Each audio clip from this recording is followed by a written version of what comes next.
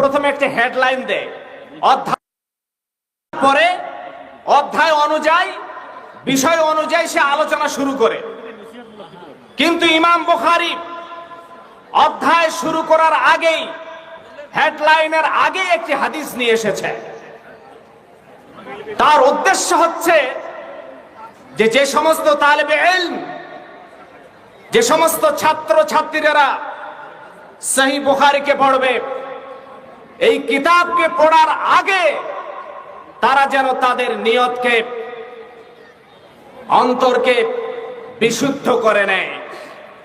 এই বিদ্যাকে অর্জন করার পরে তারা যেন এই বিদ্যাকে দুনিয়া কামানোর মাধ্যম বানিয়ে না নেয়। এই বিদ্যাকে অর্জন করার পরে তার অন্তরে যেন এটা না থাকে যে আমি এর মাধ্যমে সমাজের কাছে নাম কামাবো, এর মাধ্যমে আমি আভিজাত্য পরিবারে বিবাহ করব। দুনিয়াবি কোনো ফায়দা লুটে নেওয়ার উদ্দেশ্যে যেন কেউ সহিহ বুখারীকে না পড়ে। কি জন্য পড়ে?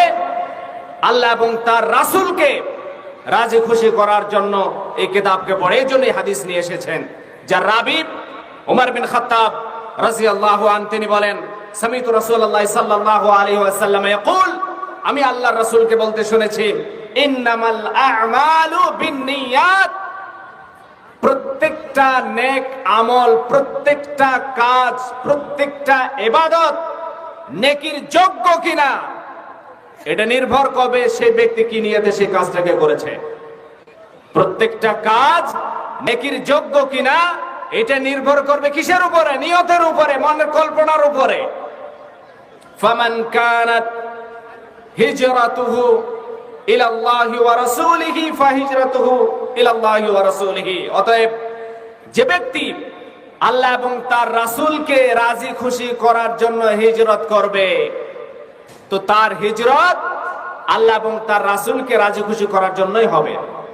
ওমান কানাত হিজরাতুহু ইলা দুনিয়া ইউসিবুহা আও ইলা ইমরাআতিন ইয়ানকিহুহা ফাহিজরাতুহু ইলা মা হাজারা ইলাইহি, আর যে ব্যক্তি দুনিয়া কামানোর উদ্দেশ্যে হিজরত করবে অথবা কোন নারীকে বিবাহ করার উদ্দেশ্যে হিজরত করবে। একজন ব্যক্তি মক্কায় আছে, সে একজন মহিলাকে পছন্দ করেছে, তাকে বিবাহ করার জন্য সে মনে করেছে, কিন্তু সেই মহিলা, সেই নারী মক্কা থেকে হিজরত করে মদিনায় চলে গিয়েছে। এবার সে ভাবছে যে মক্কা থেকে তো কোনো কাজ নেই, তাকে বিবাহ করতে হলে তো আমাকে যেতে হবে মদিনায়। তো তাকে বিবাহ করার উদ্দেশ্যে মক্কা থেকে মদিনায় গিয়েছে। তো এই ব্যক্তির হিজরত আল্লাহর কাছে গ্রহণযোগ্য হবে না, কারণ তার উদ্দেশ্য কি? বিবাহ করা। তার উদ্দেশ্য কি? দুনিয়া কামানো। সেখানে সে নেকি পাবে না আল্লাহর তরফ থেকে। অথচ কাজ সে করছে, কাজ হলো, কাজ হয়ে গেল, কিন্তু নেকি সে পেল না। কিসের জন্য? মনের যে ইচ্ছা, চাহিদা, সেটা আল্লাহ এবং তার রাসূলকে রাজি খুশি করার জন্য হয়নি, দুনিয়া লাভের উদ্দেশ্য হয়েছে, অন্য কোন উদ্দেশ্যকে সামনে রেখে তার কাজ হয়েছে। এই জন্য সে আর নেকি পেল না। আল্লাহ রাসূল বলেন, ইন্না আখওয়াফা মা আখাফু আলাইকুম আশ-শিরকুল আসগার। আল্লাহ রাসূল বলেন যে তোমরা বড় বড় শিরক করবে না, এটা আমি জানি। মূর্তির সামনে গিয়ে তোমরা সেজদা করবে না, কবরের সামনে গিয়ে তোমরা সেজদা করবে না, আল্লাহকে বাদ দিয়ে তোমরা অন্য কারো ইবাদত বندگی করবে না। এগুলো তো বড় শিরক, যা করলে মানুষ ইসলাম থেকে বের হয়ে যায়, মুশরিক হয়ে যায়। কিন্তু তোমাদের উপরে আমি যেটা সব থেকে বেশি আশঙ্কা বোধ করছি, ভয় পাচ্ছি, সেটি হচ্ছে ছোট শিরক। আল্লাহ রাসূলকে বলা হলো যে আল্লাহ রাসূল, ছোট শিরক এর ব্যাখ্যা একটু বলেন। আল্লাহ রাসূল বললেন, আর রিয়া, লোক দেখানো কাজ করা। আমি 5 ওয়াক্তের সালাত পড়তে যাচ্ছি মসজিদে ঠিকই, কিন্তু সেখানে উদ্দেশ্য হচ্ছে এটা যে মানুষ যেন আমাকে নামাজি বলে। আমি দান খয়রাত এই জন্য করছি যাতে করে মানুষ আমাকে কি বলে? দানশীল বলে। আমি বড় আলেম হয়েছি এই জন্য যাতে করে লোক আমাকে বলে যে অমুক জন বড় আলেম। আমি দাওয়াত তাবলীগের কাজ এই জন্য করে বেড়াচ্ছি যাতে করে মানুষ আমাকে বলে যে অমুক বড় দায়ী, অনেক বড় বক্তা। কথা বুঝতে পেরেছেন? তো এইটা আমি সব থেকে বেশি আশঙ্কা বোধ করছি তোমাদের উপরে। কে বলছেন? আল্লাহ রাসূল। তার মানে হচ্ছে এই হাদিসের মাধ্যমে এটা আমরা বুঝতে পারলাম যে আমাদের প্রত্যেকটা কাজ মানুষকে দেখানোর জন্য হবে না, শুধুমাত্র আল্লাহ এবং তার রাসূলকে রাজি খুশি করার জন্য হবে, আল্লাহর সন্তুষ্টি অর্জনের খাতিরে হবে। লোক দেখানো, মানুষের মন জয় করার জন্য হবে না। এই দুইটি বিষয়কে সামনে রেখে এরপরে আমাদের মধ্যে যে সমস্ত বিষয়গুলো বেশি গুরুত্বপূর্ণ সেটি হচ্ছে এই যে আমাদের যে চারিত্রিক ত্রুটি রয়েছে সেগুলো থেকে আমাদেরকে বেরিয়ে আসতে হবে। চারিত্রিক ত্রুটি কি? অহংকার। মানুষ অহংকার করতে গিয়ে সব বরবাদ করে ফেলে, অথচ মানুষের এটা অধিকার নেই যে তারা অহংকার করবে। কেন? নবী করিম সাল্লাল্লাহু আলাইহি সাল্লাম বলেন যে আল্লাহ রাব্বুল আলামিন বলেন, আল কিবরিয়াউ রিদাই ওয়াল আজমাতু ইজারি। অহংকার হচ্ছে আমার গায়ের চাদর, আমার চাদর।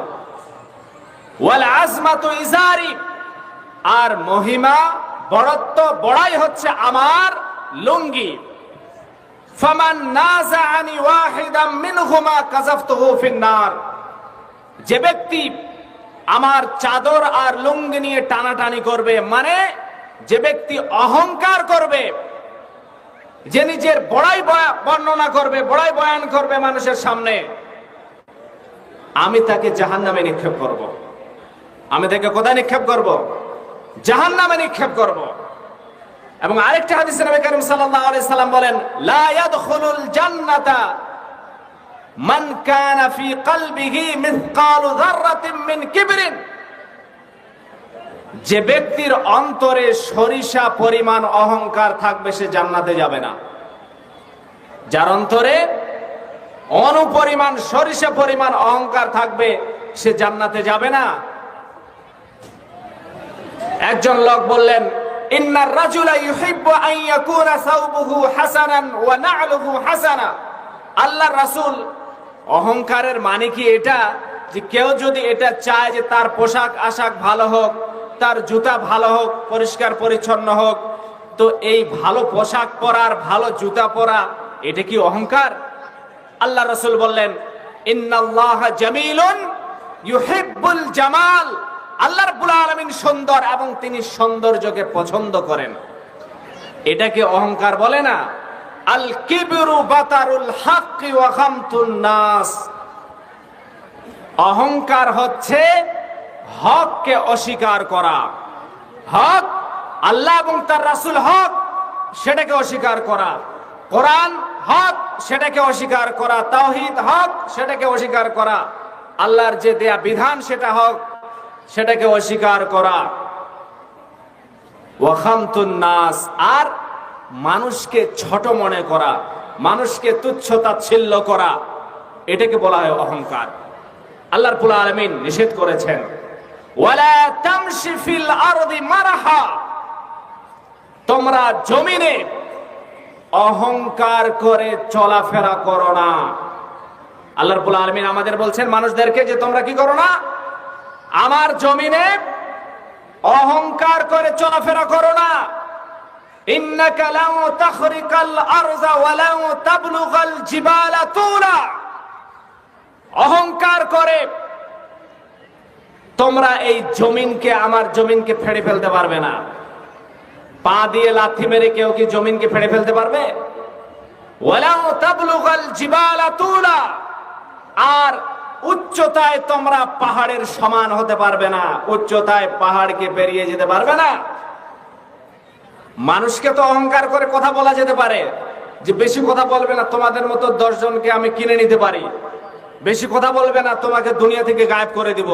অহংকার করে মানুষকে, যারা নিম্ন, যারা গরিব, যারা দুর্বল, তাদের সামনে তো ক্ষমতা দেখানো যায়।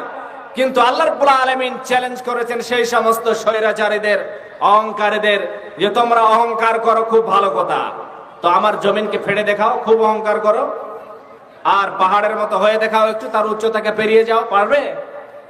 তো অহংকার করতে আল্লাহ নিষেধ করেছেন এবং আল্লাহর রাসূল নিষেধ করেছেন, সতর্ক করে দিয়েছেন। এই অহংকার থেকে আমাদের বেঁচে থাকতে হবে। এরপরে আমাদের যেটা সব থেকে বেশি প্রয়োজন বর্তমান সমাজে, সেটি হচ্ছে পরস্পরের সাথে মিল মোহাব্বত, ভালোবাসা। ইন্নামাল মুমিনুনা ইখওয়া, আল্লাহ রাব্বুল আলামিন বলেন যে মুমিন হচ্ছে পরস্পরের ভাই। মুমিন কি? মুমিন